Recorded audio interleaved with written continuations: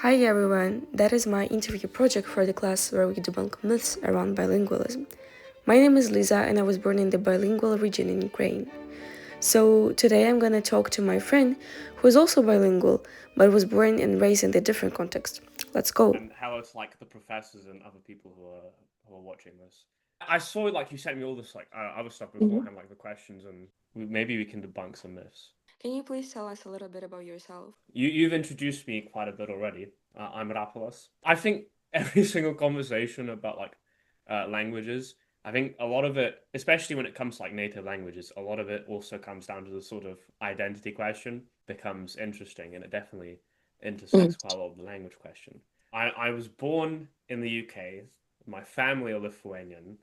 I consider myself Lithuanian, but I guess maybe there's more like identity questions that come afterwards as well. But I'm Lithuanian, but I do kind of have to consider myself somewhat British as well, by virtue of having been born here and lived here my whole life. I speak Lithuanian and English. Uh, I learned Spanish at school, but I've mostly forgotten it now. We didn't know that. Well, as for Spanish, I've completely forgotten it. I can't remember how both entered my life because I've been speaking them for as long as I know. Obviously, my parents spoke to me in Lithuanian when I was growing up, and I still do now to my family. And obviously, you grow up in England, you kind of can't avoid it when you watch it on TV. Everyone in school, everyone around you speaks English.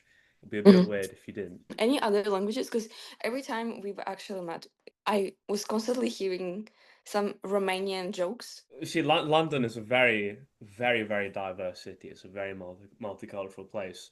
A lot of my friends happen to be Romanian, so I'm in on all like the Romanian inside jokes, and like I know all the swear words. And being in Lithuania, obviously, my everyone in my family had to learn Russian at school. Um, we use exclusively Russian and Polish swear words. Do you feel more yourself in a specific language? This is a really weird question because I feel like I feel more myself like in different ways in Lithuanian and in English. I guess like starting off with English, we never filled out like the square on like the other slide. But if I was going to, I would I mean there's like the box at the top that says daily. Um, I don't agree with how like that's been placed. I feel like there should be like daily, but then like there has to be like different degrees because Yeah. I use English and Lithuanian daily, but I use Lithuanian. But if I was gonna like use like I would put like English at like the highest fluency and the highest like um use level, and Lithuanian I put it slower. Like I'm not as fluent in Lithuanian, but I use it on a daily basis. So when it also comes to like feeling more myself in English, I feel like I can be more myself in the ability to express like what I'm feeling, what I'm thinking. Um, like I can speak on more complex ideas in English, where in Lithuanian I just don't have the like vocabulary because I was never brought up in that like education system. I wasn't brought Yeah. up in that sort of like educational Lithuanian environment. And So nothing about liberalism in Lithuania, right? yeah, I can't like I can begin to speak on like constructivism Constructed. in Lithuanian, but then it becomes harder to like explain these like very very complex ideas. And so I guess I feel more like I can sum up what I'm feeling in English, but then with Lithuanian, I can feel more myself, less in the sort of like me explaining ideas or constructing these like, words. It's more of a cultural thing. If I speak Lithuanian, there's just something about like my identity. So I started off by saying like I consider myself Lithuanian, and so that's why I mean I find this question really interesting because it's sort of that there's multiple ways to feel like yourself. The different languages make you behave or think differently, and what do you think that happens? Why? Okay, so it comes back to the pre question where it's Yeah. sort of in English I can sort of feeling and thinking. hmm I guess even like with that sort of contrast where in Lithuanian it's like this very like identity sort of thing. Maybe in English, maybe I think more like rationally. In Lithuanian, the scope of what I can say becomes minimized because of like the lack of vocabulary that I have. That's more. I tend to rely on a lot more, I guess, emotional, like more emotional vocabulary, or sort Mhm. of I speak in a more emotional way because I can't speak in a smart way, I guess. Like everyone has this sort of thing where it's like, oh, everyone like acts differently when they speak different Mhm. languages, they become different people. Like to some extent, it's true, but Mhm. it's it's not like that big of a difference. The only way like it becomes different is if I get really irritated. If I get really irritated if I can't remember a word. But Mhm. that has nothing to do with the language itself. That is just something like to do with what I know about the language. Um, I of course have to like think differently as well because in English I can sort of I have the words for most things. There are occasions where I know the Lithuanian word and not the English word, Mhm. but that happens a lot more rarely than the converse.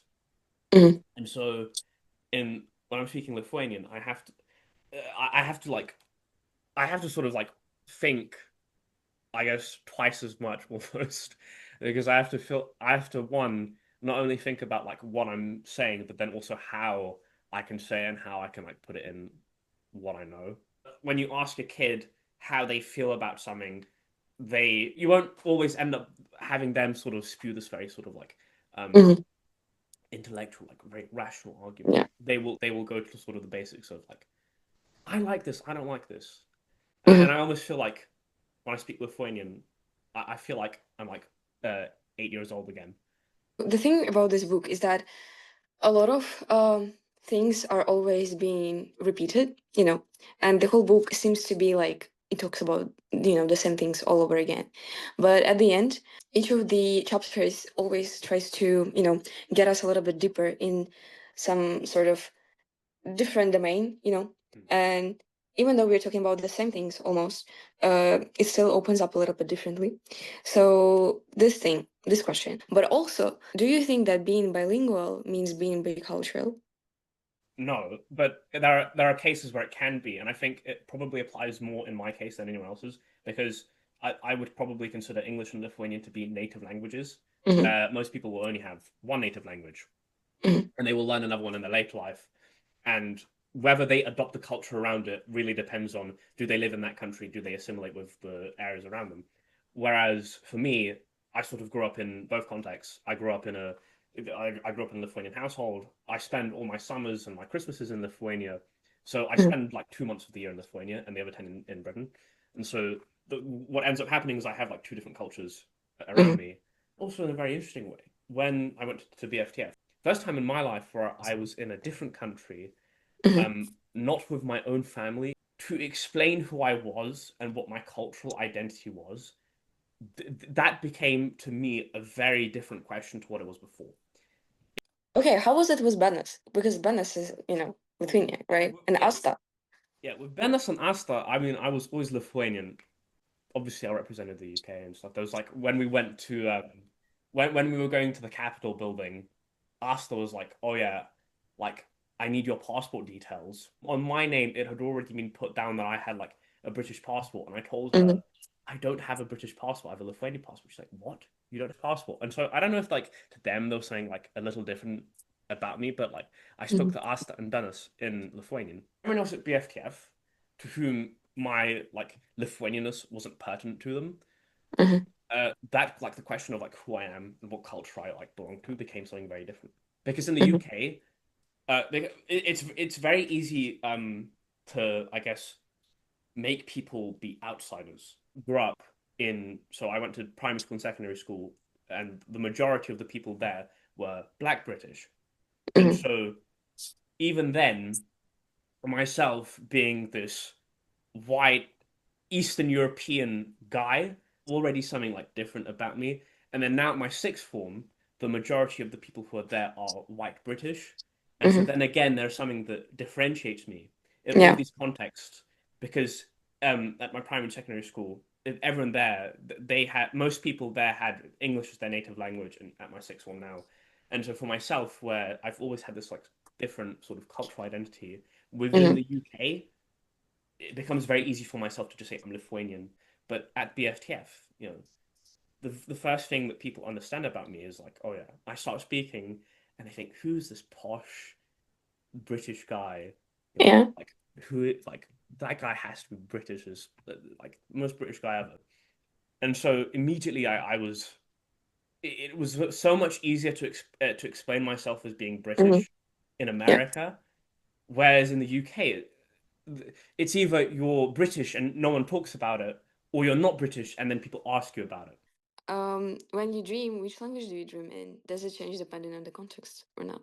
I mean, my recollections of my own dreams tend to be weird. Sometimes they're like, it does tend to be in English, especially if it's Mm. sort of oh, I'm dreaming about like my social interactions and like the stuff I do on a day to day, then obviously because most of those are in English. When do you code switch naturally? Jokes, memes, emotions, technical words. The settings and the context that like Lithuanian English take in my lives because they're quite different. It's not like it happens often. Mm-hmm. And so it just that's sort of a situation thing. There are occasions where we code switch, and those tend to be inside jokes, or I want to tell you a secret, and there's other people around us, or Mm-hmm. I want to shit talk the person that we're sitting next to, so I'm going to speak to you in Lithuanian rather than English. I, so those other people that I know who are Lithuanian, that tends to be the kind of setting where I'd code switch Mm-hmm. because for us most of the time it's more convenient to speak in English, but then there are times where it's also very convenient to speak in Lithuanian as well. So that was it. Thank you so much, Rapolas. Originally, the interview was for 1 hour long, so I need to make a little conclusion. Some people, like Rapolas, do not prefer mixing languages, aka code switching, for the sake of better performance in any of the languages. Which has something to do with the tense myth, where it says that the language spoken at home has a negative effect on the acquisition of the school language. It's not particularly about that, but makes sense. And I personally think that Rapo was confirming the somewhat truth of that myth by secretly believing in the 13th myth, which means that children raised bilingually will always mix languages, which is not true. Rapolas uses Lithuanian, the mother tongue, for expressing emotions at the first place. More domains in English are well developed since the whole environment provides him with this specific language, and there are no more bigger sources for talking about constructivism in Lithuanian. Since I also cut off a lot of things because of interview length, but some other points are like that. First, Rapo is not a born translator. The knowledge of both languages is not perfect. He is apparently bicultural. Personality might be split at some point, but it's not like it makes the personality of the person hold different personality. Thank you so much for your attention, and I hope you enjoyed the interview.